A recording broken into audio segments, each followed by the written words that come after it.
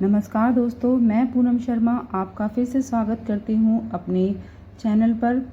तो आज है कामिका एकादशी। आज मैं आपके लिए लेकर आई हूँ एकादशी की कहानी, कामिका एकादशी की कहानी जो श्रावण मास के शुक्ल पक्ष में आती है। तो आज हम इस कथा का श्रवण करेंगे और आप ध्यान से सुने इस कथा को।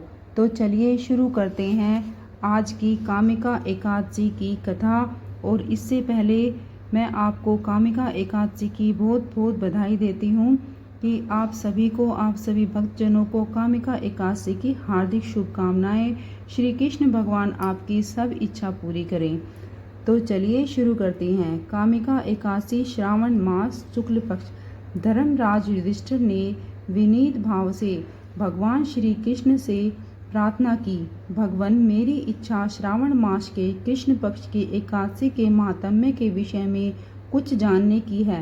कृपया बताकर कृतार्थ कीजिए। बताइए कि इसका नाम क्या है और किस प्रकार इसका व्रत किया जाता है। श्री कृष्ण ने उत्तर में कहा, राजन, इस विषय में श्री भीष्म पितामह ने लोकहित की इच्छा से नारद जी को बताया था। नारद जी ने उनसे पूछा था, पितामह, मैं आज श्रावण मास के कृष्ण पक्ष की एकादशी के बारे में कुछ जानना चाहता हूँ, अतः विधि सहित इसके विषय में बताने की कृपा कीजिए। नारद जी की बात सुनकर पितामह भीष्म ने कहा, नारद जी, श्रावण कृष्ण पक्ष की एकादशी को कामिका एकादशी कहते हैं। इसके महात्म्य को सुनने मात्र से वाजपेय यज्ञ का फल प्राप्त होता है। इस एकादशी के व्रत में शंख चक्र गदा को धारण करने वाले भगवान विष्णु की पूजा होती है।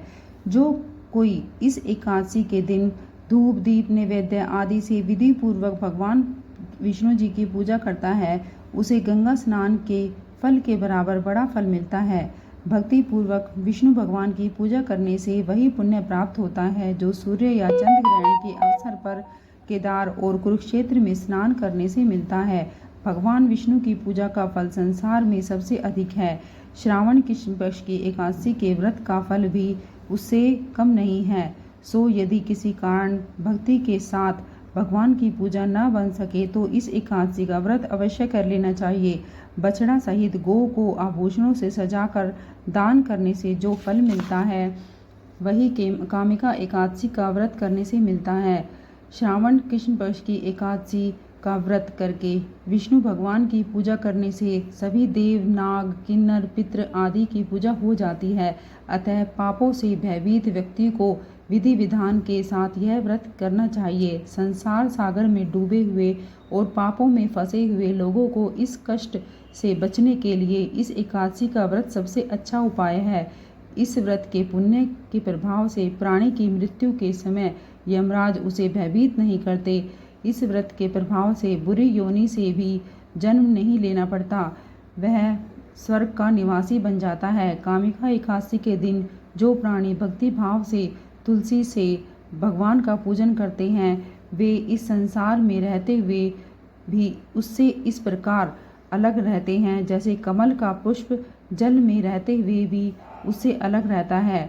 जो उनकी तुलसी दलों से पूजा करता है उसके सभी पाप कट जाते हैं। भीष्म पितामह ने कहा, नारद जी, मैं भगवान को प्रिय लगने वाली तुलसी को प्रणाम करता हूँ। तुलसी के दर्शन कर लेने भर से मनुष्य के सभी पाप नष्ट हो जाते हैं। जो लोग भक्ति के साथ भगवान के चरणों में तुलसी अर्पित करते हैं उन्हें मोक्ष प्राप्त हो जाता है। कामिका एकादशी को जो लोग जागरण और दीप दान करते हैं उनके पुण्य का वर्णन करने का सामर्थ्य चित्रगुप्त में भी नहीं है। जो मनुष्य एकादशी के दिन भगवान के सामने दीप जलाते हैं उनके पितर स्वर्ग में अमृत का पान करते हैं। जो मनुष्य भगवान के सामने घी या तिल के तेल का दीपक जलाते हैं उन्हें सूर्य लोक में भी हजारों दीपकों का प्रकाश प्राप्त होता है। जो कोई इस एकादशी व्रत को करता है वह ब्रह्म हत्या और ब्राह्मण हत्या के पाप से छुटकारा पा लेता है। इस लोक में सुख पूर्वक जीवन बिताकर अंत में विष्णु लोक को चला जाता है। कामिका एकादशी के व्रत में तुलसी मंजरी से विष्णु भगवान जी का पूजन किया जाता है। गाय के दूध का आहार लेना चाहिए। इस प्रकार कामिका एकादशी की कथा पूर्ण हुई। श्री कृष्ण भगवान आपकी सब इच्छा पूरी करें। जय श्री कृष्ण। राधे राधे।